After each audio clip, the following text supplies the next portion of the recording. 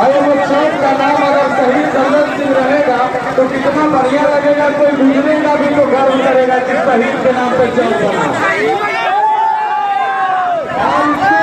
कुछ लोग 2-4 लोग ऐसे हैं जो कि यहाँ पे झंडा को जला दिए, शहीद का फोटो को जला दिए और नाम को मिटा दिया गया।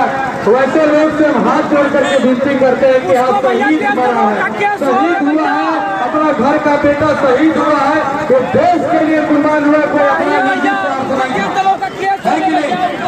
तो इसके लिए आप सभी लोग आवाज बुलंद करिए और सब लोग साथ दीजिए। इसमें जितना पैसा लगेगा स्मारक बनाने में हम बनवाएंगे स्मारक।